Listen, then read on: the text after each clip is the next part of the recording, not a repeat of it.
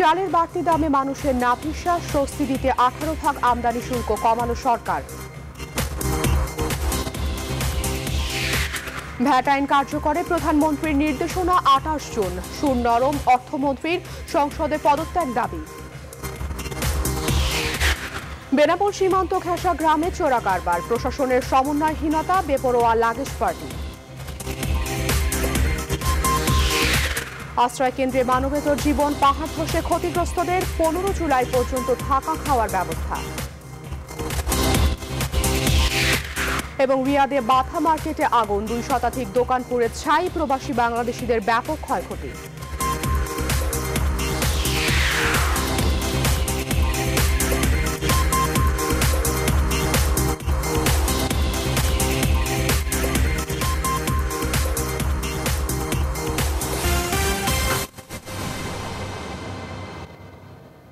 স্বাগত নিউজ 24 সংবাদে, সাথে আছি আমি আফরিন আনোয়ার। শুনছিলেন শিরোনাম, এবারে বিস্তারিত। বাজারে চালের দাম বাড়ছেই। হাওরে ধানের ক্ষতি আর মিল মালিকদের সিন্ডিকেটে নিয়ন্ত্রণহীন বাজার ব্যবস্থা। আর এই অবস্থায় নাভিশ্বাস উঠেছে ভোক্তা সাধারণের। যদিও বাজার স্থিতিশীল করতে চালের আমদানি শুল্ক 18 ভাগ কমানোর সিদ্ধান্ত নিয়েছে সরকার। বাজারের প্রভাব পড়তে কয়েক মাস সময় লাগবে বলে মনে করেন বিশ্লেষকরা। জুবাইর আল মাহমুদকে সাথে নিয়ে আরো জানাচ্ছেন মাফিয়া মুক্তা। অসময়ে পাহাড়ি ঝড় ও অতিবৃষ্টির কারণে গেল মার্চে দেশের বিস্তীর্ণ হাওড় অঞ্চলে আগাম বন্যা দেখা দেয়। হাওড়ের প্রায় 2.5 লাখ হেক্টর জমির বোরো ধান সম্পূর্ণ তলিয়ে যায়। আকস্মিক এই বন্যায় ব্যাপক প্রভাব পড়ে ধান উৎপাদনের উপর।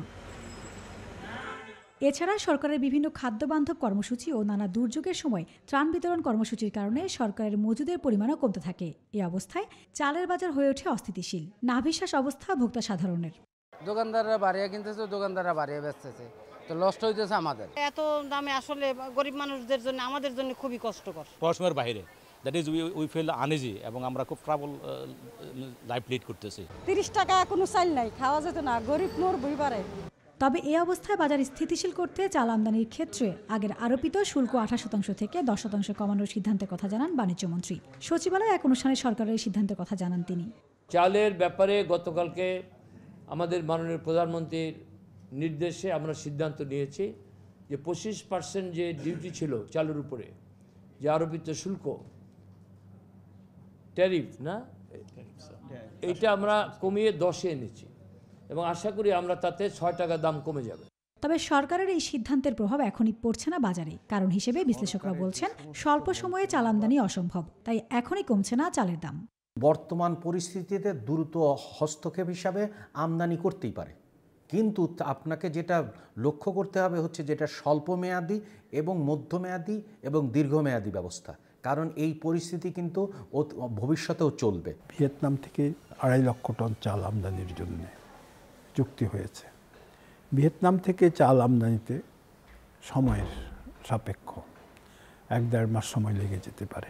সরকারের উচিত সরাসরি 12 থেকে 15 লক্ষ টন চাল আমদানি করে মজুদ গড়ে তোলা এবং বাজারে, খোলা বাজারে চাল বিক্রি করা। গেল এপ্রিলে সরকারি গুদামগুলোতে 7.5 লাখ মেট্রিক টন চাল থাকলেও এবছর 15 জুনে তা কমে 1,90,000 মেট্রিক টনে ঠেকেছে। মাফিয়া মুক্তা, নিউজ 24, ঢাকা।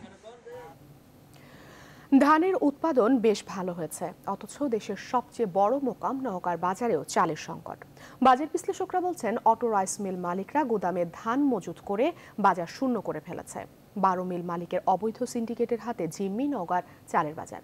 আর এর প্রভাবে তীব্র হচ্ছে সারা দেশের চাল সংকট। নওগাঁ ঘুরে এসে বিস্তারিত জানাচ্ছেন Kazi Shahed. Trading corporation of Bangladesh টিসিবির হিসেব মতে গত 1 মাসে দেশে মোটা চালের দাম বেড়েছে 11%, আর 1 বছরে হয়েছে প্রায় দ্বিগুণ। এতে বিপাকে পড়েছে নিম্ন আয়ের মানুষ। দেশের চালের চাহিদার একটি বড় অংশের সরবরাহ হয় নওগাঁ থেকে। এখানকার মিলগুলোতেও নেই চালের সংকট। তবুও কেন এই অবস্থা? অনুসন্ধানে উঠে আসে 12 সদস্যের ব্যবসায়ী সিন্ডিকেটের নাম। সারা বাংলাদেশে প্রায় 26 জনের মতো ধান চাল ব্যবসায়ী যারা আছে, তারা এই ধানের ব্যবসাটাকে নিয়ন্ত্রণ করছে এবং আপনার নওগাঁতে প্রায় 12 জনের মতো ব্যবসায়ী যারা এই ধান চালের ব্যবসাটাকে নিয়ন্ত্রণ করে আর কি। বর্তমান ব্যবসায়ীরা কারসাজি করে, সিন্ডিকেট করে আমাদের এলাকার ধান বিভিন্ন এলাকায় পাঠাচ্ছে, এখনও পাঠাচ্ছে। এই ব্যবসায়ীদের অবশ্যই এ ধরনের সিন্ডিকেট বন্ধ করা দরকার। বরাবরের মতোই কারসাজি করে বাজার নিয়ন্ত্রণের কথা অস্বীকার করেছেন নওগাঁর চাল কল মালিকরা। আমরা পাইকারি বাজারে চাল বিক্রি করতেছি নওগাঁ মোকাম থেকে এখনো 50 টাকা থেকে 50 টাকা 50 পয়সা কেজি। সেই চাল ঢাকার খুচরা বাজারে 65 টাকা কেজি কিভাবে পাই? তাহলে এটা পুরোপুরি খুচরা বাজার আমাদের কারসাজি। এইখানে উৎপাদনের পরিমাণ যেটা হওয়ার কথা বিঘাহারি, সে পরিমাণ উৎপাদন হয় নাই। আর কস্টিং কস্টটা বেশি, লেবারের মূল্য অত্যন্ত বেশি। তবে সিন্ডিকেটের হাতে চাল মজুদের বিষয়টি পরিষ্কার হয় দেশের সবচেয়ে বড় চালের মোকাম মহাদেবপুরের এই ব্যবসায়ী নেতার কথায়। আর এর জন্য তিনি দায়ী করেন সরকার এবং ব্যাংকিং ব্যবস্থাকে। সেটা তো সরকার দায়ী। কেন ব্যাংকে লিমিট করে না? এদের প্রতি বছর কোটি কোটি টাকা বাড়তিছে, এটাকে তো রোধ করা উচিত। ব্যাংকও দেখতেছে আমার লাভ, আমার পার্টিটা নষ্ট হয়ে যাবে, চাচ্ছে 50 লাখ টাকা বা 1 কোটি টাকা দিই। চালের বাজার নিয়ন্ত্রণে এই সিন্ডিকেট ভেঙে ফেলতে সরকারকে দ্রুত কার্যকর উদ্যোগ নেয়ার দাবি এই চাল ব্যবসায়ীর। কাজী শাহেদ, নিউজ 24, নওগাঁ। নতুন ভ্যাট আইন কার্যকরের বিষয়ে প্রধানমন্ত্রী শেখ হাসিনার চূড়ান্ত সিদ্ধান্ত জানা যাবে আগামী 28 জুন। মঙ্গলবার সচিবালয়ে অর্থ মন্ত্রণালয়ের সভাকক্ষে এক অনুষ্ঠানে একথা জানান অর্থমন্ত্রী আবুল মাল আব্দুল মুহিত। অর্থমন্ত্রী আরও বলেন, ভ্যাটের হার 15% থেকে কমানোর বিষয়ে প্রধানমন্ত্রীর নির্দেশনা এই মুহূর্তে প্রকাশ করা হচ্ছে না। এর আগে সোমবার মন্ত্রিসভার বৈঠক শেষে ভ্যাটের হার 15% থেকে কমানোর বিষয়ে প্রধানমন্ত্রী, অর্থমন্ত্রী, এনবিআর চেয়ারম্যান আর অর্থ মন্ত্রণালয়ের সিনিয়র সচিবকে আলাদাভাবে ডেকে বৈঠক করেন। ওই বৈঠকে প্রধানমন্ত্রী ভ্যাটের হার 15% থেকে কমানোর নির্দেশ দেন বলে গণমাধ্যমে খবর প্রকাশিত হয়।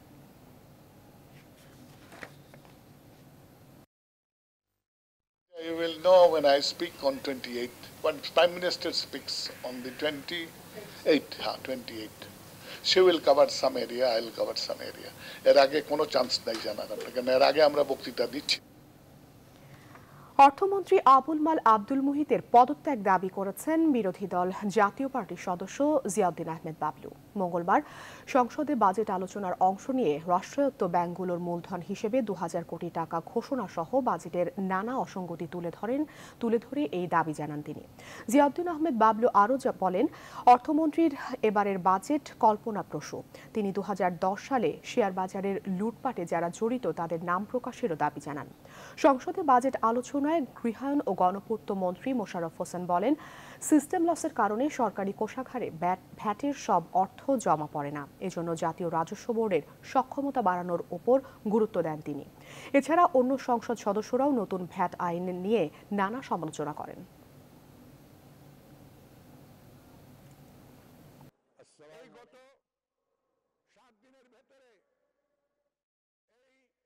উনি ভ্যাট আদায় করবে, মেশিন কোথায়, ওনার সার্ভার কই, ওনার ব্যাক অফিস কোথায় আমরা জানি না, আমরা ব্যবসা করি না। আপনার জোনাল অফিস থাকতে হবে প্রত্যেকটার জন্য। আপনার কেবল টিভি দিয়া সারা দেশের টেলিভিশনকে কন্ট্রোল করতেছে না, তা আপনি একটা জোনাল অফিসে আপনি একটা ব্যাক অফিস বসান, সেখানে সার্ভার বসান, কোন দোকান কত ট্যাক্স দিচ্ছে, কত ভ্যাট দিচ্ছে না দিচ্ছে আপনি সব জানবেন। আমি অর্থমন্ত্রীর কাছে অনুরোধ করব, অনেক হয়েছে, অনেক বছর তো বাজেট দিয়েছেন, আর কি দরকার? বিদায় নিন, আপনি মুক্তি দিন দেশের মানুষ, 16 কোটি মানুষকে। আপনি অর্থমন্ত্রিত্ব থেকে পদত্যাগ করুন, সসম্মানে পদত্যাগ করে চলে যান। সব মহলের উদ্বেগের মুখেও নতুন ভ্যাট আইন বাস্তবায়নের পক্ষেই মত দাতা সংস্থা বিশ্বব্যাংকের। রাজধানীর আগারগাঁওয়ের ব্যাংকটির ঢাকা কার্যালয়ে বাজেট বিষয়ক প্রতিক্রিয়ায় এমন মত দেন প্রধান অর্থনীতিবিদ ডক্টর জাহিদ হোসেন। এ সময় ব্যাংক জমায় আবকারি শুল্ক বাড়ানো, এডিবি বাস্তবায়নের ধীর গতি সহ নানা বিষয়ে সরকারকে আরও সচেতন হওয়ার পরামর্শ দেওয়া হয়। বিস্তারিত জানাচ্ছেন সুলতান আহমেদ। 2017-18 অর্থ বছরের জন্য প্রস্তাবিত বাজেট নিয়ে নিজেদের মত তুলে ধরতে বিশ্বব্যাংকের ঢাকা কার্যালয়ে এই সংবাদ সম্মেলন। বিশ্বব্যাংক বলছে, প্রস্তাবিত বাজেট আশায় পরিপূর্ণ, তবে বাস্তবায়নে দিক নির্দেশনা কম। 7.4% প্রবৃদ্ধি আমরা চাই, বাজেট খরচের প্রবৃদ্ধি, রাজস্ব আদায়ের প্রবৃদ্ধি, ঘাটতিকে আমরা সীমিত রাখতে চাই। এগুলি সব আশা, কিন্তু কথা হচ্ছে যে আশার পেছনে যদি পদক্ষেপ না থাকে, আশ্বাসও যদি না থাকে, তাহলে তো ওই আশাটা তো হয়তো আশাই থেকে যাবে। এ সময় ব্যাংকিং খাতে আবগারি শুল্ক বাড়ানো এবং ঋণ খেলাপি বন্ধে নির্দেশনা না থাকার সমালোচনা করা হয়। এছাড়া এডিবি বাস্তবায়নের ধীরগতি ও প্রকল্প ব্যয় বাড়ার পেছনে দোষারোপ করা হয় দুর্নীতিকে। আর সব মহল থেকে নতুন ভ্যাট আইন নিয়ে উদ্বেগের কথা জানানো হলেও এর পক্ষে মত দেয় বিশ্বব্যাংক। বর্তমানে যে আইনটা দেয়া হয়েছে এই বাজেট ঘোষণায়, সেইটার ভিত্তিতে তো কোনো বিশ্লেষণ এখনো হয়নি, কিন্তু অরিজিনাল যে আইনটা ছিল, যেখানে 2012 সালে যে আইনটা অ্যাপ্রুভ করা হয়েছিল, সেইটা মূল্যস্ফীতির উপরে কী ধরনের প্রভাব ফেলতে পারে এই নিয়ে কিন্তু বিশ্লেষণ হয়েছে। IMF করেছে, পলিসি রিসার্চ ইনস্টিটিউট করেছে, এরা অনেকেই করেছে। কোথাও কিন্তু আমি 0.5-এর উপরে সংখ্যা দেখি। এছাড়া বাজেটের লক্ষ্যমাত্রা অর্জনে রাজস্ব প্রশাসনের দক্ষতা বাড়ানোর পরামর্শ দেন আবাসিক প্রতিনিধি। I do believe that Bangladesh can achieve even higher growth rates in the medium and long term. But in order to get that higher growth rate, in order to have that higher revenue, বড় বড় প্রকল্পে ব্যয় বাড়ায় উদ্বেগের কথা জানান চিমিয়া fun. how that money is spent. Sultan Ahmed, news 24, Dhaka. চোরা কারবারের মাধ্যমে জীবিকা নির্বাহ করছেন বেনাপোল স্থলবন্দর সংলগ্ন সীমান্ত ঘেঁষা গ্রামের বহু মানুষ। কখনো প্রশাসনের সহযোগিতায়, কখনো বা প্রশাসনের চোখে ধুলো দিয়ে খোদ বেনাপোল স্থলবন্দর দিয়েই তারা আনছেন ভারতীয় পণ্য। শুল্ক ফাঁকি দিয়ে বৈধ পথে কেমন করে চলছে এই অবৈধ কারবার? বেনাপোল স্থলবন্দর নিয়ে ধারাবাহিক প্রতিবেদন বৃত্তবন্দী বেনাপোলের 4র্থ পর্বে তার উত্তর খুঁজেছেন লাকমিনা জেসমিন সোমা। ক্যামেরায় ছিলেন হায়দার আলী।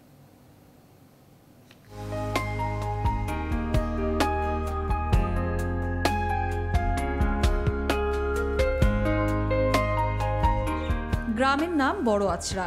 এই গ্রামের বেশিরভাগ মানুষ বেনাপোল সীমান্ত দিয়ে ভারতীয় গরু কিংবা পণ্য এনে জীবিকা নির্বাহ করেন, আর অধিকাংশ ক্ষেত্রেই তারা সেটা করেন অবৈধ পথে।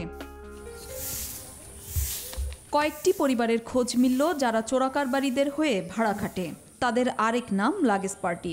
বাস্তবতা হলো খোদ বেনাপোল চেকপোস্ট দিয়ে বৈধ পথেই অবৈধ পন্থায় পণ্য আনে এই ভাড়াটেরা। কিভাবে আনে? মানুষ আরও পাসপোর্ট করেছে, করে তারা ওই মাল নিয়ে আশা করে নিয়ে এসে তাই সব রকমের মাল মিলিয়ে দেয়, দিলে দেখা যাচ্ছে তাদের সব আমার 1500 টাকা দেয়, 2000 টাকা দেয়। জীবনের ঘানি টানতে গিয়ে বাধ্য হয়েই অনেকে বেছে নেন ঝুঁকিপূর্ণ এই অবৈধ পেশা। আমার যদি সেরকম যদি পদ্ধতি আমি যদি ঘরে বসে যদি সেভাবে সেরকম করে খাতে পারি, তো আমি কী করতে যাবো সে দেশে? ফাহিমা খাতুনের মতো এই বেনাপোল সীমান্তে আরও বহু মানুষ রয়েছেন যারা চোরাকারবারির সাথে সংশ্লিষ্ট থেকে জীবন জীবিকা নির্বাহ করছেন। যদিও তাদের অধিকাংশই অসহায় জীবনযাপন এবং কেউ কেউ লোভে পড়ে বা অপরাধ প্রবণতা থেকে এই কাজ করছেন। ফাহিমা খাতুনের দেওয়া তথ্যের সত্যতা খুঁজতে গিয়ে পাওয়া যায় আরও ভয়ঙ্কর চিত্র। তথ্য মেলে শুল্ক ফাঁকি দিয়ে বেনাপোল চেকপোস্ট হয়ে প্রতিদিনই পণ্য আনছে লাগেজ পার্টি। 300 টাকা। কাকে? দিছি ওই পার ওই বিএসএফে। তো মাসে দুবার যায়, একবারও যায়। প্রতিদিন প্রায় 3 থেকে 4 হাজার এইভাবে যাদেরকে বলে লাগেজ পার্টি, 3 থেকে 4 হাজার। এদের কাজ হচ্ছে হলো বিজনেসম্যানদের এই অবৈধ পণ্যগুলা ওই পার থেকে এই পারে এনে দিবে এবং তারা একটা মোটা অঙ্কের টাকা পেয়ে থাকে। কাস্টমসের বাধা পেরোয় লাগেজ পার্টি, কিন্তু তাদের ফিরিয়ে আনে বিজিবি। নিজেদের বাউন্ডারিতে চলে বাগবিতণ্ডা, দর কষাকষি এবং সবশেষে ভাগবাটোয়ারা। তোমাদের প্রতিদিন দেখি কাজ, ঘুম থেকে ওইটা মানুষ আলোচনা, আমি তোমাদের চেহারা দেখি। ঘাটে ঘাটে ম্যানেজ করেই চলে চোরাচালানিদের লাগেজের কারবার। নানা প্রশ্ন জাগে, প্রশ্নবিদ্ধ হয় কাস্টমস আর বিজিবি। কাস্টমস থেকে পার হওয়ার পরে বিজিবির কাছে কেন ধরা পড়লো? নিশ্চয়ই তারা সেই কাস্টমসটা ফাঁকি দিয়ে, কাস্টমসের চোখ ফাঁকি দিয়ে তারা বাংলাদেশে অবৈধভাবে পণ্য পাচারের ব্যবস্থা করেছিল বলেই তো ধরা পড়েছে। নিশ্চয়ই আর বলার দরকার নেই কতটা সমন্বয়হীন বেনাপোল প্রশাসন। লাকমিনা জেসমিন সোমা, নিউজ 24, বেনাপোল স্থলবন্দর, যশোর। আশ্রয় কেন্দ্রে মানবেতর জীবনের মাঝেও রোজা রাখছেন পাহাড় ধসে ক্ষতিগ্রস্তদের অনেকেই। সেহরির ব্যবস্থা নেই, তাই রাতে দেওয়া খাবার বাঁচিয়ে রাখছেন ভোর রাতের জন্য। কেউ শুধু পানি মুখে দিয়েই রাখছেন রোজার নিয়ত। ঠিকমতো ঘুম নেই, নেই গোসলের ব্যবস্থা। তারপরও আজানের ধ্বনি কানে যেতেই ছুটে যাচ্ছেন মসজিদ পানে। রাঙামাটি থেকে রামিম হোসেনের রিপোর্ট, বিস্তারিত জানাচ্ছেন শেখ জালাল।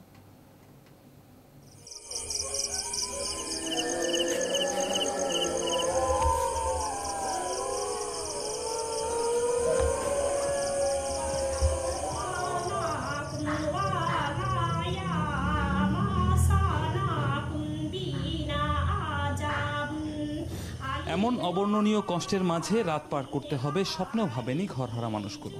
গত রোজাতেও হয়তো এ সময়টাতে ব্যস্ত ছিলেন সেহরি খাওয়া নিয়ে। আজ তাদের ঘুমোতে হচ্ছে আশ্রয় কেন্দ্রের স্যাঁতসেঁতে ফ্লোরে, কারণ আশ্রয় কেন্দ্রে তো আর সেহরির ব্যবস্থা থাকে না। তারপরও শত কষ্ট উপেক্ষা করে অনেকেই সেহরি খাচ্ছেন। তাদের বিশ্বাস, বিপদই জীবনের সবচেয়ে বড় পরীক্ষা। বিপদে ফেলেই মহান সৃষ্টিকর্তা বান্দাদের যাচাই করেন।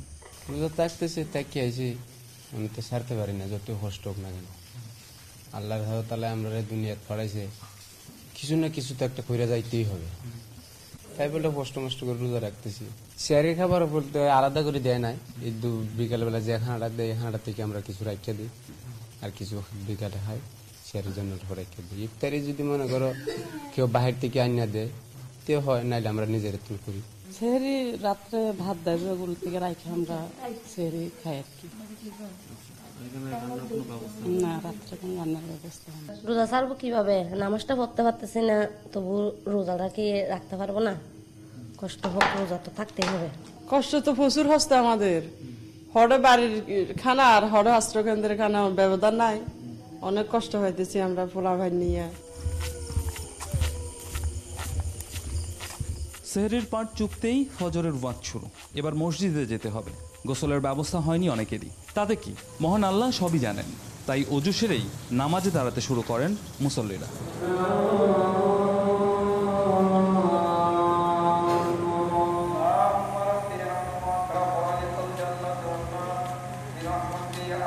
নামাজ শেষে দুহাত তুলে খোদার দরবারে প্রার্থনা, সকল মানব জাতিকে তুমি হেফাজত করো হে পরম করুণাময়।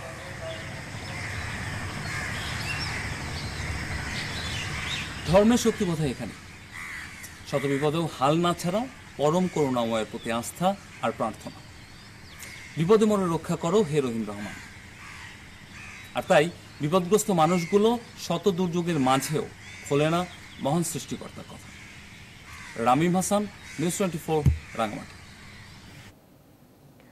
পাহাড় ধসের ঘটনায় জাতীয় দুর্যোগ ঘোষণার মতো কোনো পরিস্থিতি সৃষ্টি হয়নি বলে জানিয়েছেন দুর্যোগ ব্যবস্থাপনা ও ত্রাণমন্ত্রী মোফাজ্জল হোসেন চৌধুরী মায়া। সচিবালয়ে পার্বত্য অঞ্চলের ভূমিধস পরিস্থিতি পর্যালোচনা সহ পরবর্তী করণীয় নির্ধারণে এক আন্তঃমন্ত্রণালয় সভা শেষে একথা বলেন তিনি। মায়া বলেন, পার্বত্য এলাকায় ক্ষতিগ্রস্ত সব পরিবারকে আগামী 15 জুলাই পর্যন্ত থাকা খাওয়ার খরচ যোগাবে সরকার। পাশাপাশি তাদের বাড়িঘর নির্মাণের জন্য মন্ত্রণালয় থেকে 84 লাখ টাকা বরাদ্দ এবং 500 বান্ডিল ঢেউটিন বরাদ্দ দেওয়া হয়েছে।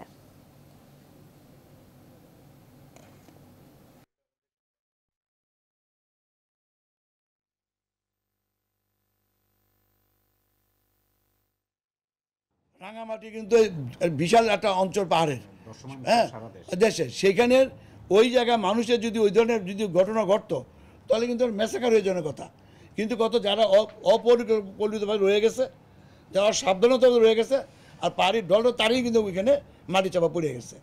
এইটাতে দুর্যোগ ঘটনা করতে হবে, এইটা করতে হবে, এইগুলো করে। চলতি বছরের শেষ দিকে বিশেষ নিরাপত্তার আওতায় আসছে বাংলাদেশ সচিবালয়। এরই মধ্যে তৈরি করা হয়েছে একাধিক ওয়াচ টাওয়ার, লাগানো হয়েছে শত শত সিসি ক্যামেরা। স্বরাষ্ট্র মন্ত্রণালয়ের নিরাপত্তা বিভাগ বলছে, নিরাপত্তা বিঘ্ন ঘটিয়ে সহজে যেন কেউ পার পেয়ে না যেতে পারে, সেজন্য ভেতরের পাশাপাশি বাইরেও নিরাপত্তা বলয় তৈরি করা হচ্ছে। জুবাইর আল মাহমুদের প্রতিবেদনে বিস্তারিত। প্রতিদিন এভাবেই প্রশাসনের প্রাণকেন্দ্র বাংলাদেশ সচিবালয়ের ভেতরে প্রবেশ করে শত শত গাড়ি। সকাল 9টা থেকে পৌনে 11টা পর্যন্ত এখানে গাড়ির চাপ এতটাই থাকে যে নিরাপত্তা কর্মীদেরও হিমশিম খেতে হয় সঠিকভাবে গাড়ি এবং গাড়ির মানুষদের পরীক্ষা করে ভেতরে প্রবেশ করাতে। সরকারের অধিকাংশ মন্ত্রণালয়ের দাপ্তরিক কাজ এখান থেকেই সম্পূর্ণ হয়, আর এ কারণে প্রশাসনের সর্বোচ্চ গুরুত্বপূর্ণ এই জায়গার নিরাপত্তা ব্যবস্থাকে যুগ উপযোগী করার সিদ্ধান্ত নিয়েছে সরকার। এ কারণে এরই মধ্যে জোরদার করা হয়েছে সব ধরনের নিরাপত্তা ব্যবস্থা। পাশাপাশি নির্মাণ করা হয়েছে সচিবালয়ের 4 কোণায় 4টি সহ মোট 7টি ওয়াচ টাওয়ার। এছাড়া তৈরি করা হয়েছে বাউন্ডারি ওয়ালের বাইরেও নিরাপত্তা বাহিনীর জন্য 12টি সেন্ট্রি পোস্ট। বাংলাদেশ সচিবালয়ের ঠিক এই জায়গাটিতেই বসানো হবে অত্যাধুনিক স্ক্যানার, যা দিয়ে সচিবালয়ে প্রবেশকৃত এসব গাড়ি বৈধভাবে প্রবেশ করছে কিনা তা যেমন নিশ্চিত করা যাবে, ঠিক একইভাবে গাড়ির ভেতরে অবস্থানরত মানুষটিও বৈধভাবে প্রবেশ করছে কিনা সেটিও স্বয়ংক্রিয়ভাবে জানা যাবে।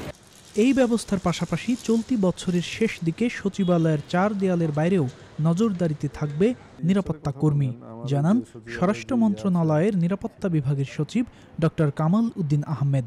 ওইটা ডিভাইস আমরা এখনো অ্যাকোয়ার করতে পারিনি, অর্থাৎ আমরা এখনো ক্রয় করতে পারিনি। এটা ধরেছি যে আমরা সহসাই এটাকে ক্রয়ের কার্যক্রম সম্পাদন করব।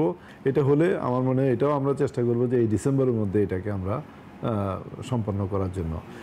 সচিব আরও জানান, পায়ে হেঁটে যাওয়ার গেটেও বসানো হবে বডি স্ক্যানার, আর অকারণে যাতে কেউ সচিবালয়ে অবস্থান করতে না পারে সেটাও নিশ্চিত হবে স্বয়ংক্রিয়ভাবে। অনাকাঙ্ক্ষিত কেউ যাতে ঢুকতে না পারে সেটা নিয়ন্ত্রণ করা হবে, এবং যে কোনো ধরনের গাড়ি ঢুকতে পারবে না সেটাও নিয়ন্ত্রণ করা হবে, এবং একই সাথে গাড়ির ভিতরে কোনো রকমের কোনো এক্সপ্লোসিভ বা কোনো ধরনের ক্ষতিকর কোনো কিছু আছে কিনা সেটাও কিন্তু স্ক্যানিংয়ের মাধ্যমে বেরিয়ে যাবে।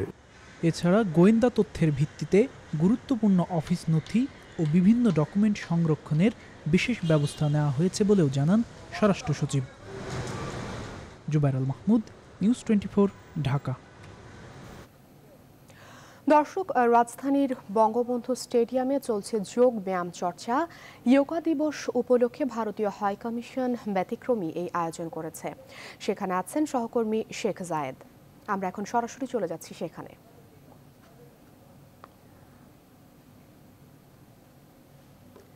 জায়েদ, যোগব্যায়াম চর্চা অনুষ্ঠানে আপনি আছেন, ব্যতিক্রমী এই আয়োজন সম্পর্কে আমাদের বিস্তারিত জানাবেন। সকাল 7টায় শুরু হয়েছে ভারতীয় হাইকমিশনের উদ্যোগে এই বিশ্ব যোগ দিবস উপলক্ষে এই কর্মসূচি। নিশ্চয়ই আপনিও দেখতে পাচ্ছেন দর্শকদের সাথে যে এখন কিন্তু যে নির্দেশনা দেওয়া হচ্ছে মঞ্চ থেকে, সেই নির্দেশনা অনুযায়ী যারা এই বঙ্গবন্ধু স্টেডিয়ামে যারা উপস্থিত হয়েছেন তারা ব্যায়াম করছেন। ভারতীয় হাইকমিশনার হর্ষবর্ধন শ্রিংলা তিনি আছেন। বাংলাদেশের বিভিন্ন পর্যায়ের অভিনেতা অভিনেত্রীরাও কিন্তু সাধারণ মানুষের সাথে এই কর্মসূচিতে অংশ নিচ্ছেন। মূলত শারীরিক ও মানসিক দুটো ব্যায়ামই হয়ে থাকে যোগ ব্যায়ামের সঙ্গে, এবং শান্তির একটি আহ্বান জানানো হয়েছে মঞ্চ থেকে, যে বিশ্বময় শান্তির আহ্বান জানানো হয়েছে। বলা হয়েছে যে সবাই বিশ্বে শান্তি চায়, এবং যারা এই যোগ ব্যায়ামে অংশ নিতে এসেছেন তারাও যেন শান্তির পক্ষে থাকেন সেই আহ্বান জানানো হয়েছে। বিভিন্ন আসন দেখানো হচ্ছে, শারীরিক সক্ষমতা বৃদ্ধি, মানসিক শান্তি, শারীরিক সুস্থতার জন্য যে আসনগুলো দরকার সেই আসনগুলো দেখানো হচ্ছে, এবং প্রাথমিক একটি ধারণা দেওয়ার চেষ্টা করা হচ্ছে যে এই যোগ ব্যায়ামের মাধ্যমে যে পরবর্তীতে এখান থেকে যেন মানুষজন সেটি অনুশীলন করতে পারেন সেরকম একটি নির্দেশনা দেওয়া হচ্ছে মঞ্চ থেকে। এর আগে জাতীয় সংসদের স্পিকার ডক্টর শিরিন শারমিন চৌধুরী, ভারতীয় হাইকমিশনার হর্ষবর্ধন শ্রিংলা সহ অনেক অতিথিরা এই মঞ্চে ছিলেন। এখন তারা মূলত হচ্ছে নিচে নেমে এই অনুশীলনে অংশ নিচ্ছেন, এবং এই কর্মসূচিটি আর কিছুক্ষণ চলবে, এবং পরবর্তীতে এখানে যারা অংশগ্রহণ করতে এসেছেন বিভিন্ন পর্যায়ের মানুষজন তারা এখান থেকে চলে যাবেন। তো এখনো হচ্ছে কর্মসূচিটি চলছে আমরা যেটি দেখতে পাচ্ছি, এবং এখান থেকে শেখানো হচ্ছে, বিভিন্ন আসনের নির্দেশনা দেওয়া হচ্ছে যেন মানুষজন পরবর্তীতে সেগুলো অনুশীলন করতে পারেন। তো আফরিন, এখন পর্যন্ত এখানে এই কর্মসূচিটি চলছে একটি বর্ণাঢ্য এবং বর্ণিল আয়োজন। সবাই হলুদ টি শার্ট পরে অংশ নিচ্ছেন, এবং এই আয়োজকদের পক্ষ থেকেই এখানে মূলত দেয়া হয়েছে এই সব সরঞ্জামাদি যেগুলো যোগ ব্যায়ামের জন্য দরকার, এবং তারা চাচ্ছেন যে আসলে একটি অত্যন্ত সুন্দর এবং পরিচ্ছন্ন একটি শারীরিক ব্যায়াম, একই সাথে মানসিক একটি শান্তির বিষয় রয়েছে, এটি যেন বিশ্বময় ছড়িয়ে পড়ে, এবং সেই আহ্বান এবং শান্তির আহ্বান নিয়ে আজকের এই বিশ্ব যোগ দিবস পালিত হচ্ছে। আফরিন। জায়েদ, আপনাকে ধন্যবাদ। দর্শক, যোগা দিবস উপলক্ষে বঙ্গবন্ধু স্টেডিয়ামে যোগ ব্যায়ামের এই আয়োজন করেছে ভারতীয় হাইকমিশন। সেখানে উপস্থিত আছেন জাতীয় সংসদ স্পিকার ডক্টর শিরিন শারমিন চৌধুরী সহ ভারতীয় হাইকমিশনার হর্ষবর্ধন শ্রিংলা সহ আরও অনেকে। সৌদি আরবের রাজধানী রিয়াদের বাথায় একটি মার্কেটে আগুন লেগে 200-র বেশি দোকান পড়ে গেছে। এর মধ্যে অন্তত 100 দোকান প্রবাসী বাংলাদেশিদের। এতে ব্যাপক ক্ষতির আশঙ্কা করছে সবাই। স্থানীয় সময় মঙ্গলবার সন্ধ্যায় বাথার দোতলা এই মার্কেটে আগুন লাগে। মুহূর্তেই আগুন ছড়িয়ে পড়ে পুরো মার্কেটে। খবর পেয়ে ফায়ার সার্ভিস কর্মীরা এসে আগুন নেভানোর চেষ্টা করে। প্রায় 2 ঘন্টার চেষ্টায় আগুন নিয়ন্ত্রণে আসে। প্রাথমিকভাবে এ ঘটনায় কোনো হতাহতের খবর পাওয়া যায়নি। বৈদ্যুতিক কারণে আগুন লেগেছে বলে ধারণা করা হচ্ছে। মার্কেটটিতে 4 শতাধিক দোকান রয়েছে, যার বেশিরভাগই প্রবাসী বাংলাদেশিদের।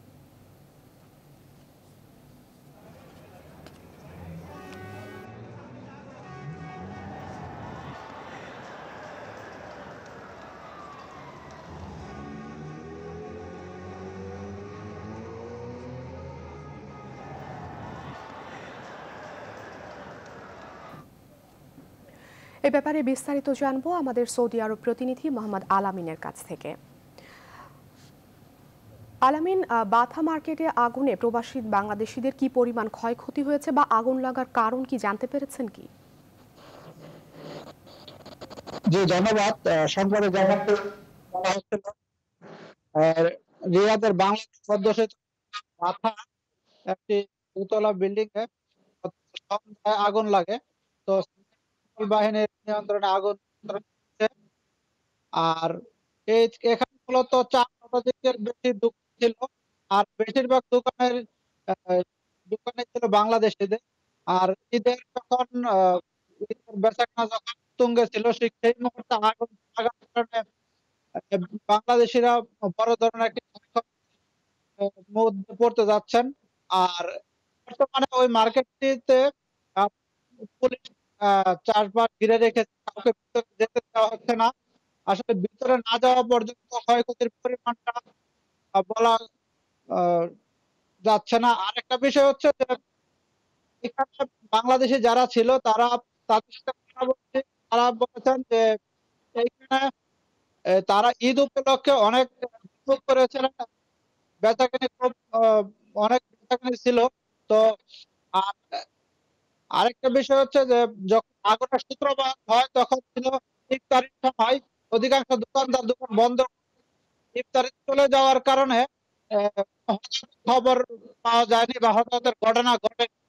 তো দোকানের যে তলায় যে আগুনের লেলিহান আমরা দেখেছি তাতে মনে হয় না অবশিষ্ট আছে। তো খুব শীঘ্রই হয়তো বা জানা যাবে যে ক্ষয়ক্ষতি হয়েছে এই মার্কেটে। এটা বলা যায় যে এই মার্কেটের যে 3-4 শতাধিক বাংলাদেশি কর্মরত ছিলেন তারা একটি অনিশ্চয়তার পড়তে যাচ্ছেন। এই ছিল সর্বশেষ।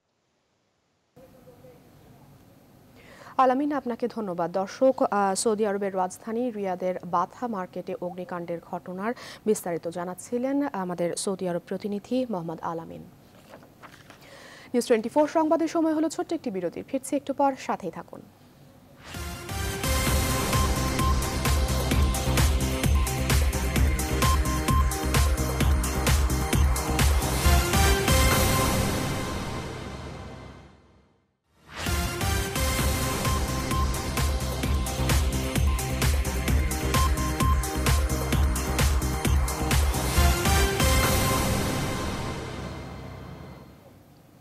বিরতির পর আবারও স্বাগত। দেখছেন নিউজ 24 সংবাদ। এবারে তৃণমূলের সমস্যা ও সম্ভাবনা নিয়ে আমাদের নিয়মিত আয়োজন বাংলাদেশ লাইভ।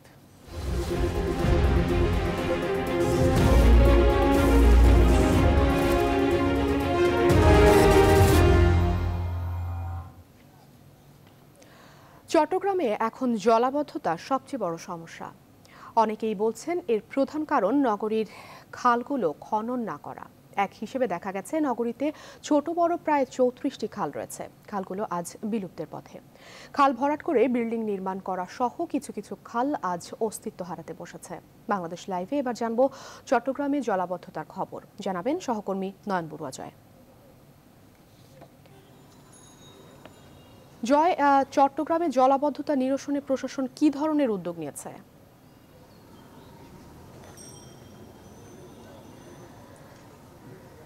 ধন্যবাদ আপনাকে। আপনি যেমনটা বলেছিলেন, আসলে আমাদের চট্টগ্রাম নগরীর সবচেয়ে বড় সমস্যা কিন্তু জলাবদ্ধতা, কিন্তু সেই জলাবদ্ধতার কারণও খুঁজে বের করেছেন আমাদের চট্টগ্রামের নগর পরিকল্পনাবিদরা। তাদের মতে কিন্তু চট্টগ্রামে যে খালগুলি রয়েছে সে খালগুলি খনন না করার কারণেই কিন্তু আমাদের চট্টগ্রামের জলাবদ্ধতা এখন প্রকট আকার ধারণ করছে বলে তারা দাবি করছেন। কিন্তু আমি আপনাকে বলতে চাই, আসলে চট্টগ্রাম নগরীর প্রায় 34টি ছোটো বড়ো খাল রয়েছে। এর মধ্যে এমন অনেক খাল রয়েছে, বাকুলিয়া খাল সহ সব খালগুলো এখন অনেক খাল আমরা বলতে পারি কিন্তু এখন বিলুপ্তির পথে, কিন্তু কালকে সে খালগুলি চেনার উপায় নেই যে এইটির যে একটি খাল। কিন্তু আপনি অবশ্য লক্ষ্য করছেন আমরা যে খালের পাশে আছে যে চাকতা খালের একটি একাংশ, তো এই জায়গায়ও কিন্তু অনেক জায়গায় কিন্তু খালের পাশে কিন্তু দেখা যাচ্ছে ভবন বা দালান কোঠা নির্মাণ করা হয়েছে। কিন্তু এই যে অনেক জায়গায় কিন্তু খালের আশপাশের অনেক জায়গায় কিন্তু সংকুচিত, আমরা বলতে পারি সংকুচিত হয়ে পড়ছে। কিন্তু ধরতে গেলে সিটি কর্পোরেশন বলছেন কিন্তু দখলের কথা আমাদেরকে জানিয়েছেন, বিভিন্ন জায়গায় দখল করে তারা দালান কোঠা নির্মাণ করা হচ্ছে বলে এটার কারণে কিন্তু তারা বলতে যাচ্ছে চট্টগ্রামে জলাবদ্ধতা প্রকট আকার ধারণ করছে। আমার পাশে রয়েছেন অনেক নগরবাসী রয়েছেন, আমরা কথা বলতে চাই, তারা অনেক দুর্ভোগে রয়েছেন জলাবদ্ধতা নিয়ে। আসলে জলাবদ্ধতা নিয়ে আপনারা কি সমস্যা আছেন, কেন জলাবদ্ধতা হচ্ছে বলে আপনি মনে করছেন? জলাবদ্ধতার সমস্যা হলো এখানে চকবাজার এলাকায় জমস্থান থেকে এখানে পানি উঠে, ঠিক আছে। এখানে সিটি কর্পোরেশন কিছুটা সাফ করলো আবার হয়ে যাইতেছে, বিভিন্ন জায়গাতে ময়লা ফেলতেছে। এই আপনার এই গলিগুলো ক্লিয়ার নাই, আপনার যেগুলো আছে মধ্যমাগুলো ক্লিয়ার নাই। আর আপনার এটা হইলো মুখ, এটা মুখের মধ্যে আপনার সব জায়গা এসে এখানে কি জমলে কি হইলে এখানে পানি বেশিক্ষণ থাকে না, বৃষ্টি আসে সাথে সাথে ফুরে যায়, এটা ফুরে যাওয়ার পরে। আপনি কি মনে করেন এই যে জলাবদ্ধতা কেন হচ্ছে, খালগুলি খনন করা হচ্ছে কিনা? খালগুলো মনে করেন যত সিটি কর্পোরেশন যথেষ্ট চেষ্টা করতে পরিষ্কার করার জন্য পরিষ্কার যা করার করছে, কিন্তু পাবলিকে যেভাবে যে হারে কাঁচরা ফেলাই ওইভাবে পরিষ্কার করে সিটি কর্পোরেশন কোনোদিন কিছু করতে পারবে না। কারণ মানুষ যতদিন সচেতন হবে না ততদিন কোনোদিন খালের কোনো বিকল্প কিছু বাইর হবে না। হ্যালো, সালাম আলাইকুম। এখানে অনেক পানি হয়, হ্যাঁ হ্যালো, এখানে একটু হালকা বৃষ্টি পড়লেও অনেক পানি হয়ে যায়, রাস্তা ডুবে যায়। আরে চাচা, আমরা জানতে চাই এই যে খালগুলি যেমন ধরেন অনেকটা বরাট হয়ে গেছে, আপনি কি মনে করেন এটার কারণে কি জলাবদ্ধতা? এটা জলবদ্ধ হয়ে দিয়ে ওই সাইড রাস্তার মুড়িয়ে ব্রিজ চড় রাস্তাঘাটে আর বিভিন্ন বাড়ি ঘরে বন্ডুর হলে আবর্জনা ফেলি, তারপর আবর্জনার উপরে মোটামুটি বেশিরভাগ হলেও আবর্জনা। এই যে বিল্ডিং ফুটপাতের এইখানে পরেই আমাদের এই পরিবেশটা নষ্ট হয়ে এই। আচ্ছা, জলাবদ্ধতা কিরকম সমস্যা আছে বলে মনে করেন? খাসারার জন্য তো এই যে নালাটা ফুরাই যায়, বেশি খাসারা হয় এখানে, আবর্জনাগুলো এখানে ফেলায় তো খাসারার জন্য নালাটা ফুরে যায়, রাস্তাটা একেবারে হাঁটতেও পারতেছি না, রাস্তার পাড় দিয়ে হাঁটতেও পারতেছি না, এতটুকু পানি হয়ে যায়, একটু বৃষ্টি হলে পানি হয়ে যায়। খালগুলি খনন করা হচ্ছে কিনা? জি, খালগুলি খনন করা হচ্ছে কিনা? এগুলো বিভিন্ন মানুষে ফেলায় এখানে ময়লাগুলা কারণে। ধন্যবাদ। আমরা এতক্ষণ ধরে কথা বলেছি, আসলে যারা ভুক্তভোগী তারা কিন্তু অনেকটা দুর্ভোগে রয়েছে। আমাদের চট্টগ্রামের প্রধান সমস্যা জলাবদ্ধতার কারণে কিন্তু তারা বলছিলেন আসলে সিটি কর্পোরেশন যদি আসলে একটু সুদৃষ্টি দেয় তাহলে এই জলাবদ্ধতা থেকে তারা রেহাই পাবে বলে বলছেন। কিন্তু আমরা সিটি কর্পোরেশনের সাথে কথা বলেছি, তারা আমাদের চট্টগ্রাম সিটি মেয়র আজম নাসিরউদ্দিন আমাদেরকে জানিয়েছেন চট্টগ্রামে যতগুলি খাল রয়েছে এবং সে খালগুলিকে দখলমুক্ত করার জন্য বিভিন্ন পরিকল্পনার কথা আমাদেরকে জানিয়েছেন। তো এই ছিল আমার এখানকার সর্বশেষ তথ্য। জয়, আপনাকে অসংখ্য ধন্যবাদ। দর্শক, চট্টগ্রামের বড় সমস্যা জলাবদ্ধতা, আর জলাবদ্ধতা নিরসনে চট্টগ্রাম নগরীর যে খালগুলো তার দুরবস্থার চিত্র তুলে ধরেছিলেন আমাদের চট্টগ্রাম প্রতিনিধি নয়ন বড়ুয়া। জয়। রাজশাহী ঢাকা মহাসড়কের টালাইমারিতে 2 লাইনের রাস্তা থাকলেও দীর্ঘদিন ধরে গাড়ি চলাচলের জন্য ব্যবহার করা হয় একটি লাইন। অন্য পাশের রাস্তা খানাখন্দে ভরা, এ কারণে যান চলাচলের অনুপযোগী হয়ে পড়েছে। এ কারণে এখানে যানজট সহ প্রায়ই ঘটে দুর্ঘটনা। ঈদকে সামনে রেখে চলছে সংস্কার কাজ। বাংলাদেশ লাইভে জানব সেখানকার বর্তমান চিত্র। সরাসরি যোগ দিচ্ছেন সহকর্মী কাজী শাহেদ। শাহেদ, তালাইমারিতে সড়কের বেহাল দশার খবর আমরা জানি, সেখানকার বর্তমান চিত্র আমাদের জানাবেন।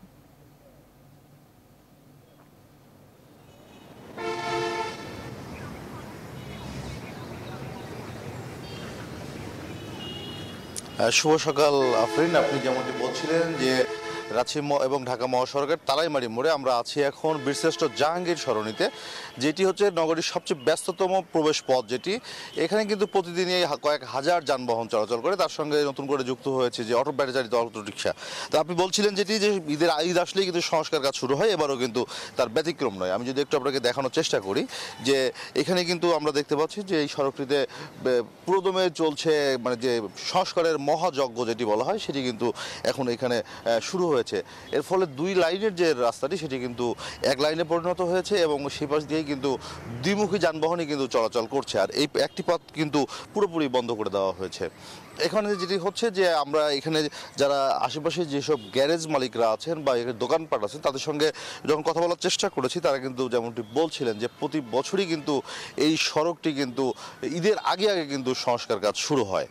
আর আপনি যেটি দেখছেন যে প্রচুর মাটি এবং ইটের গুঁড়া এবং হচ্ছে ইটের যে খোয়া বলি আমরা, যেগুলি পালা দেওয়া আছে এখানে, সেগুলি হচ্ছে যে এক ড্রেন নির্মাণের কাজ করছে। মাত্র 2 বছর আগেই কিন্তু এই ড্রেনটি একবার নির্মাণ করা হয়েছিল, এর ফলে এবার কিন্তু আবারও নির্মাণ করা হচ্ছে। তার যে মাটিগুলি আছে সেগুলি কিন্তু রাস্তা দিয়ে অর্ধেক রাস্তা ইতিমধ্যেই কিন্তু দখল করা হয়েছে। এই পাশ দিয়ে শুধুমাত্র এখন বলতে পারি আমরা যে বাইসাইকেল চলাচল করছে, আর বাকি যে পুরো সড়কটি সেটি কিন্তু পুরোটি হচ্ছে বন্ধ করে দেওয়া হয়েছে। যার কারণ এখানে কয়েকদিন আগেও আমরা যতটুকু জানতে পেরেছি যে এইখানে যে ট্রাক এবং বাসের মাঝে পড়ে অটো রিকশার 2 যাত্রী নিহত হয়েছিলেন। এরপরেই মূলত সিটি কর্পোরেশন এই রাস্তাটি সংস্কারের উদ্যোগ নেয় এবং সে অনুযায়ী কিন্তু সংস্কার কাজ শুরু হয়েছে বলতে পারি আমরা। তো আফরিন, আপনার মাধ্যমে দর্শকদের একটু তথ্য দিয়ে রাখতে চাই, সেটি হলো যে তালাইমারি মোড় থেকে একেবারে নগর ভবন পর্যন্ত যে সড়কটি আছে এই পুরো সড়কটি কিন্তু খানাখন্দে ভরা এবং প্রতি বছরই কিন্তু ঈদের আগে আগে আমরা দেখেছি যে এইখানে সংস্কার কাজগুলি শুরু হয়।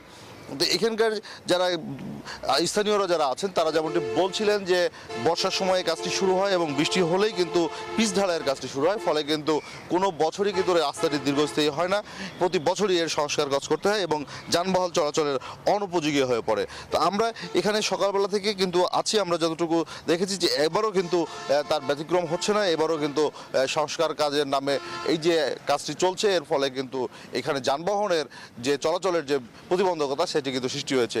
ইতিমধ্যে কিন্তু আমরা দেখেছি যে এক লেনের পুরো সড়কটি কিন্তু ট্রাক এবং বাসের দখলে, যারা গ্যারেজ হিসেবে যেভাবে ব্যবহার করে থাকেন সেটি কিন্তু এখন তারা ব্যবহার করছেন। তো আফরিন, এই ছিল রাজশাহীর তালাইমারি থেকে আমার কাছে সর্বশেষ।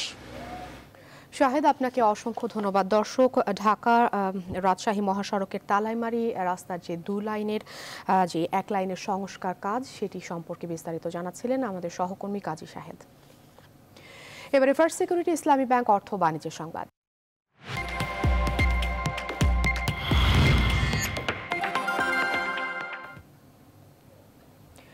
ঈদ সামনে রেখে জনপ্রিয় শপিং মলগুলোর পাশাপাশি রাজধানীর বিভিন্ন খেলার মাঠেও চলছে ঈদ বস্ত্র মেলা। তবে ক্রেতার অভাবে ধুঁকছে স্টলগুলো। মালিকরা বলছেন অতিরিক্ত বৃষ্টির কারণে আপাতত ক্রেতা কম থাকলেও দ্রুতই তা বেড়ে যাবে। রাজধানীর বিভিন্ন ঈদ মেলা ঘুরে রিপোর্ট করেছেন আহসান হাবিব। কিছুটা কম দামে পণ্য কিনতে স্বল্প আয়ের মানুষদের আশ্রয় এই মেলা। আসন্ন ঈদকে কেন্দ্র করে রাজধানীতে বর্তমানে 7টি জায়গায় আয়োজন করা হয়েছে তাঁত, বস্ত্র ও কুটির শিল্প মেলা। কিন্তু মেলায় ক্রেতা সমাগম আর বিক্রি নিয়ে অসন্তুষ্ট স্টল মালিকরা। গত বছরের তুলনায় এবছর অনেক কাস্টমার কম। দেখা যায় মার্কেটে যে হোলসেলে যে সেলটা হচ্ছে সেটা মানে মেলাতে হচ্ছে না। গত বছরের তুলনায় এবার অনেক খারাপ, বেচাকেনা ক্রেতা একটু কম, বৃষ্টি বাদল। এবছর প্রথম দিক দিয়ে খুব খারাপ ছিল, এখন 3-4 দিন যাবত একটু বেচাকেনা বাড়ছে, ভালো হইতেছে আর কি। ক্রেতারা বলছেন এক জায়গায় অনেক পণ্য পাওয়া যায় বলে মেলার সুবিধা বেশি। তাছাড়া ঈদের সঙ্গে মেলার আনন্দের যোগটা বেশি বলে এর জনপ্রিয়তা বাড়ারও সম্ভাবনা রয়েছে। ভ্যারাইটিস ধরনের আমার যা চাই এখানে সব জিনিস পাওয়া যায়, কম দাম কম হোক বেশি হোক সব ধরনের জিনিস এখানে পাওয়া যাচ্ছে। অন্য সময় হয়তো দেখা যাচ্ছে আমরা মল টলে বা বিভিন্ন শপিং মলে যে কেনাকাটা করি, তবে ঈদের সময় যে একটা আনন্দ, এটা মেলায় এসে আনন্দটা আসলে বেশি ভোগ করা সম্ভব। মেলায় একটা জায়গার মধ্যে আমি অনেক কিছুই পাবো একসাথে, আর মেলা এটা অ্যাট্রাকটিভ। তবে মেলার আয়োজন আর পণ্যের মান নিয়ে অসন্তুষ্ট কেউ কেউ। আমার কাছে মনে হয় যে কোয়ালিটিটা আরো ইমপ্রুভ করলে আরো ভালো হয়। অনেক কিছু পাওয়া যায় আর ঘুরে ঘুরে মানে দেখা যাচ্ছে এখানে কাপড়ের দোকান আছে, 3 পিসের, তারপর কসমেটিক। 2-1টা ড্রেস দেখছি কিন্তু একটু হালকা মনে হচ্ছে যে একটু বেশি। এখন কম থাকলেও ঈদ ঘনিয়ে এলে ক্রেতা সমাগম বাড়বে বলে আশা করছে মেলা কর্তৃপক্ষ। আহসান হাবিব, নিউজ 24, ঢাকা। নিউজ 24 সংবাদের সময় হলো বিরতির। ফিরছে একটু পর, সাথেই থাকুন।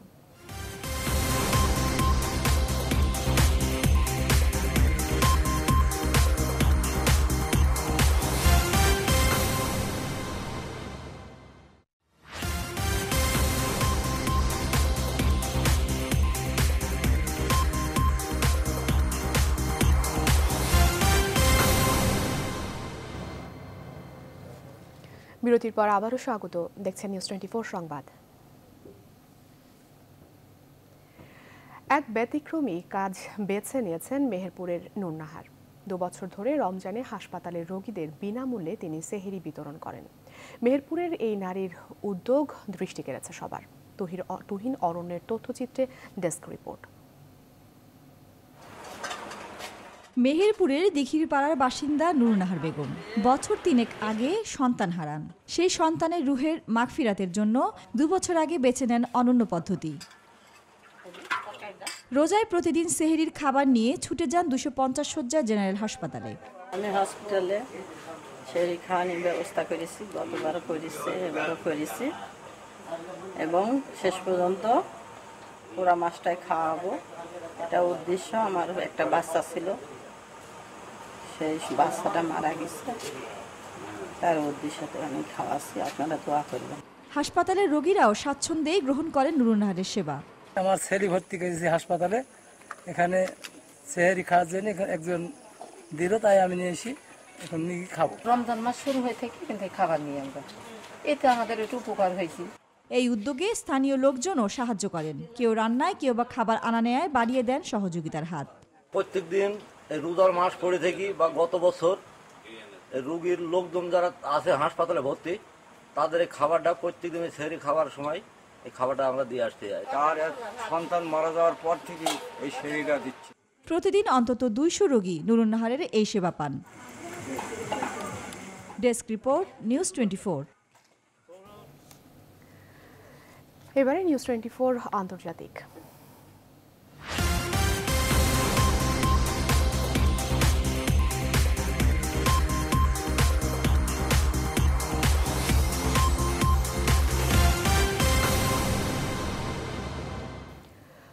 যুক্তরাজ্যের উত্তর লন্ডনের ফিন্সবারি পার্কের মসজিদে একাই হামলা চালিয়েছেন গ্রেফতারকৃত সেই 47 বছর বয়সী ব্যক্তি। সন্দেহভাজন ওই হামলাকারীর নাম ড্যারেন অসবর্ন বলে জানিয়েছে পুলিশ। তার বিরুদ্ধে হত্যা ও হত্যা চেষ্টার অভিযোগ দায়ের করেছে পুলিশ।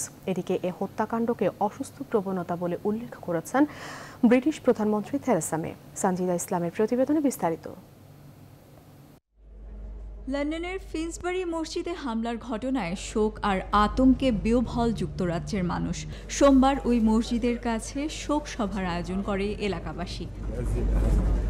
ফুল আর বিভিন্ন পোস্টার হাতে সব ধরনের সন্ত্রাস ও সহিংসতার বিরুদ্ধে নীরব প্রতিবাদ জানান তারা। সেখানে উপস্থিত ছিলেন লন্ডনের মেয়র সাদিক খানও। রবিবার রাত 12:20 ফিন্সবারি পার্কে মসজিদ থেকে তারাবির নামাজ শেষ করে বের হয়ে আসা মুসলিমদের টার্গেট করে হামলাকারী। হামলার পর থেকে একে ইসলাম বিরোধী হামলা বলে অভিহিত করে আসছেন মুসলিম নেতারা। পুলিশ জানায় ওই হামলাকারীর নাম ড্যারেন অসবর্ন। 4 সন্তানের বাবা অসবর্ন কার্ডিফের বাসিন্দা। তার বিরুদ্ধে এরই মধ্যে হত্যা ও হত্যা চেষ্টার অভিযোগ এনেছে ব্রিটিশ পুলিশ। এছাড়া ফিন্সবারি পার্ক মসজিদে রবিবারের হামলায় নিহত ব্রিটিশ বাংলাদেশি মোকররম আলীর বাড়ি সিলেটে। 6 সন্তানের জনক মোকররম আলীর বয়স প্রায় 65 বছর। যুক্তরাজ্যের লন্ডনে মসজিদের সামনে মুসল্লিদের উপর গাড়ি উঠিয়ে দেওয়ার ঘটনাকে পূর্ববর্তী হামলাগুলোর মতো করেই সন্ত্রাসবাদী হামলা বলে উল্লেখ করেছেন ব্রিটিশ প্রধানমন্ত্রী থেরেসা মে। সকালে রাজধানীর রাস্তায় আরেকটি সন্ত্রাসী হামলার খবর পেয়ে ঘুম থেকে জেগেছে আমাদের দেশ। মুসলিমদের উপাসনালয়ের কাছে এই হামলাটি এ মাসের দ্বিতীয় সন্ত্রাসী হামলা এবং আগের সব হামলার মতো এই হামলাটিও প্রতি পদেই একটি অসুস্থ প্রবণতার হামলা। গার্ডিয়ানের প্রতিবেদনে বলা হয়, লন্ডন ব্রিজ ও ব্রিটিশ পার্লামেন্টে হামলায় এক মুসলিমের সম্পৃক্ততা পাওয়ার পর থেকে ব্রিটেনে ইসলাম বিদ্বেষী আক্রমণ বেড়েছে। ধর্মীয় বিদ্বেষ ও বিভেদের এই প্রেক্ষাপটে ফিন্সবেরি মসজিদে প্রার্থনায় অংশ নেওয়ার ঘোষণা দিয়েছিলেন বিরোধী নেতা জেরেমি করবেন। সঞ্জিতা ইসলাম, নিউজ 24। উত্তর কোরিয়ার বন্দিদশা থেকে মুক্ত হয়ে দেশে ফেরার পর মারা গেছেন যুক্তরাষ্ট্রের শিক্ষার্থী ওটো ওয়ার্মবিয়ার। তার মৃত্যুর ঘটনায় বন্দি অবস্থায় উত্তর কোরিয়ার শারীরিক নির্যাতনকে দুষছেন ওমরিয়ারের বাবা মা। গত সপ্তাহে তাকে মুক্তি দেয় পিয়ংইয়ং। তার পরিবারের দাবি, ওটো অসুস্থ হয়ে 1 বছর উত্তর কোরিয়ার কারাগারে কোমায় ছিলেন। যুক্তরাষ্ট্রের ভার্জিনিয়া বিশ্ববিদ্যালয়ের স্নাতকের ছাত্র ছিল ওটো। গেল বছর কোরিয়ার একটি রাজনৈতিক ব্যানার চুরির চেষ্টার অভিযোগে আটক হন। পরে একই বছরের মার্চে রাষ্ট্রবিরোধী তৎপরতার অভিযোগে ওয়ার্মবিয়ারকে দোষী সাব্যস্ত করা হয়। পরে তার বিরুদ্ধে 15 বছরের সশ্রম কারাদণ্ডের রায় ঘোষণা করেন উত্তর কোরিয়ার আদালত। এরপর খাদ্যে বিষক্রিয়ার কারণে দীর্ঘদিন কোমায় ছিলেন ওটো। এদিকে মার্কিন এই শিক্ষার্থীর মৃত্যুতে শোক জানিয়ে উত্তর কোরিয়ার প্রতি তীব্র নিন্দা ও ক্ষোভ জানিয়েছেন যুক্তরাষ্ট্রের প্রেসিডেন্ট ডোনাল্ড ট্রাম্প।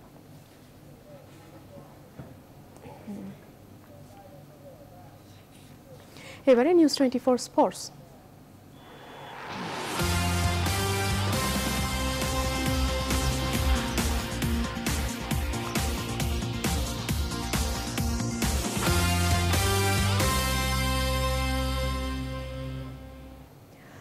চ্যাম্পিয়ন্স ট্রফিতে টাইগার, পেসার কিংবা স্পিনার সবাই ছিলেন আপন আলোর বাইরে। ব্যাট হাতে সিনিয়র ক্রিকেটাররা রানে থাকলেও বল হাতে একেবারেই নিষ্প্রাণ মোস্তাফিজ, তাসকিন, রুবেল, সাকিবরা। বাংলাদেশ ক্রিকেট বোর্ডের কোচরাও একমত হয়েছেন এ ব্যাপারে। Spin coach Wahidul Gani attacking স্পিনারের অভাব দেখছেন। তো pace bowling coach Mahbub Ali জাকেরের দাবি, ক্যারিবিয়ান গ্রেট কর্টনি ওয়ালসনের ক্রিকেট অভিজ্ঞতা নিতে পারছেন না জাতীয় দলের পেসাররা। নাজমুস সাকিবের প্রতিবেদনে বিস্তারিত।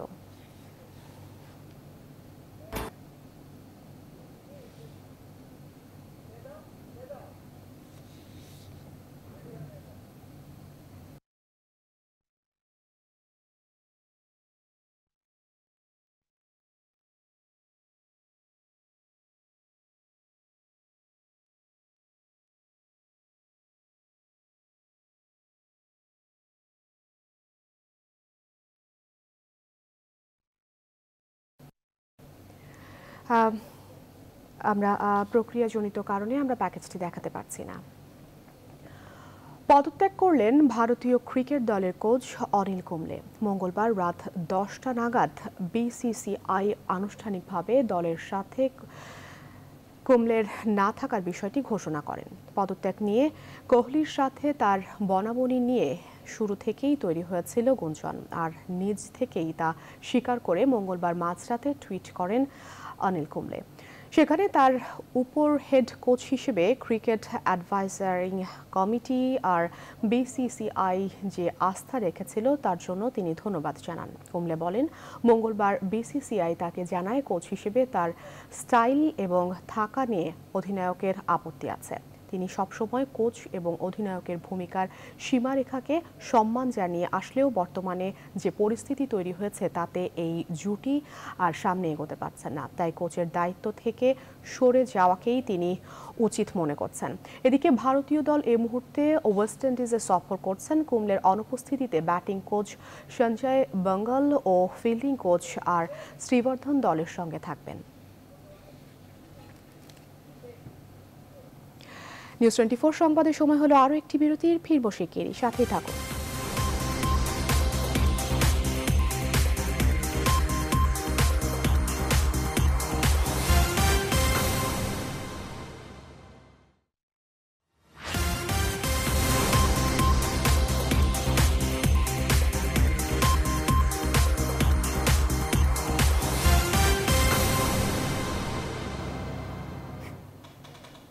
বিরতির পর আবারও স্বাগত, দেখছেন নিউজ 24 সংবাদ। এবারে সংবাদপত্র নিয়ে আমাদের নিয়মিত আয়োজন সংবাদপত্র পর্যালোচনা। আজ জানবো ঢাকা থেকে প্রকাশিত সংবাদপত্রগুলোর প্রধান প্রধান শিরোনাম। বার্তা কক্ষ থেকে যোগ দিচ্ছেন পার্থ বর্ণিক। পার্থ, আজ দৈনিক যেই জাতীয় পত্রিকাগুলো আপনার কাছে আছে তার প্রধান প্রধান শিরোনামগুলো আমাদের জানাবেন।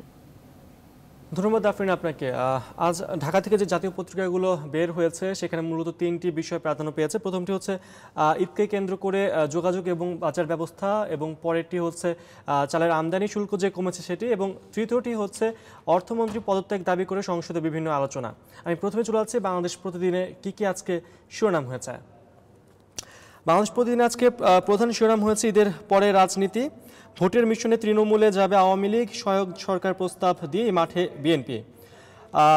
এরপর যেটি শিরোনাম করা হয়েছে, দ্বিতীয় শিরোনাম হিসেবে প্রধানমন্ত্রীর নির্দেশে কমল চালের আমদানি শুল্ক। পাশাপাশি আরেকটি সংবাদ গুরুত্বের সঙ্গে প্রকাশ পেয়েছে এখানে আফরিন, সংসদে অর্থমন্ত্রীর পদত্যাগ দাবি, বাজেট স্যাবোটাজ কিনা সন্দেহ এমপিদের। আমার হাতে এরপর রয়েছে কালের কণ্ঠ। এখানে প্রধান শিরোনাম করা হয়েছে চড়া দামের কারণে ক্রেতা জুটছে না, চাল আমদানিতে শুল্ক কমে প্রায় 10% হচ্ছে। এবং যেটা আমি প্রথমে বলেছিলাম যে অর্থমন্ত্রীর পদত্যাগ নিয়ে প্রস্তাবিত বাজেটের উপর সাধারণ আলোচনা, অর্থমন্ত্রীর পদত্যাগ দাবি বিরোধী দলের। এরপর আমার হাতে রয়েছে প্রথম আলো। প্রথম আলোর প্রধান শিরোনামই হচ্ছে ঈদ যাত্রার আগেই যানজট, পাশাপাশি নতুন ভ্যাট আইনের ভাগ্য অনিশ্চিত, এই শিরোনামেও একটি সংবাদ করা হয়েছে। এবং পাশে এক কলামের একটি শিরোনাম হয়েছে কমলাপুরে স্বয়ংক্রিয় সংকেত ব্যবস্থা বিকল, 23টি ট্রেনের সময় বিপর্যয়। দৈনিক জনকণ্ঠ আমার হাতে রয়েছে এই মুহূর্তে। প্রধান শিরোনাম হয়েছে এখানে পরিস্থিতির উন্নতি, পাহাড়ে ক্ষয়ক্ষতির রেকর্ড, নতুন ধসে খাগড়াছড়ি লংগদু সড়ক যোগাযোগ বন্ধ। এছাড়া ভূমিধস প্রতিরোধে পাহাড়ে গাছ লাগানোর সিদ্ধান্ত, এই মর্মে একটি প্রতিবেদন করা হয়েছে। দৈনিক যুগান্তর প্রধান শিরোনাম, বাজেট আলোচনায় বিরোধী দল, ফৌজদারি অপরাধে বিচার হওয়া উচিত অর্থমন্ত্রীর। এবং এখানে আরেকটি প্রতিবেদন প্রকাশ পেয়েছে শিরোনামে, অচল আইডিআরএ অর্থমন্ত্রীর প্রস্তাব 2 মাস পড়ে আছে জনপ্রশাসনে। এরপর রয়েছে দৈনিক ইত্তেফাক, প্রধান শিরোনাম, প্রকল্প ব্যয় বৃদ্ধির অন্যতম কারণ দুর্নীতি, বিশ্বব্যাংকের বাজেট প্রতিক্রিয়া। পাশাপাশি আরেকটি সংবাদ হয়েছে চরখালি তুষখালি মঠ বাড়িয়া পাথরঘাটা সড়ক প্রশস্ত হচ্ছে, একনেকে 12 প্রকল্প অনুমোদন। আমার হাতে সবশেষ যে পত্রিকাটি রয়েছে দৈনিক সমকাল, সেখানে প্রধান শিরোনাম, মহাসড়কে যত ভয় সংস্কার ভেসে যাচ্ছে বৃষ্টিতে। পাশাপাশি চালের আমদানি শুল্ক কমলো, এই মর্মে একটি প্রতিবেদন করা হয়েছে। এবং যেটি আমি আগেই বলেছিলাম, ভ্যাট আইন বাস্তবায়ন পিছিয়ে যেতে পারে, এই মর্মে আরেকটি শিরোনাম করা হয়েছে দৈনিক সমকালে।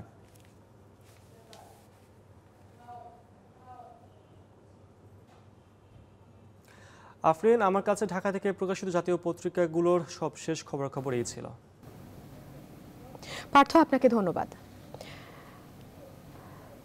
দর্শক, বার্তা কক্ষ থেকে সংবাদপত্র পর্যালোচনায় ছিলেন সহকর্মী পার্থ বর্ণিক। এই ছিল নিউজ 24 সংবাদে। ধন্যবাদ সাথে থাকার জন্য।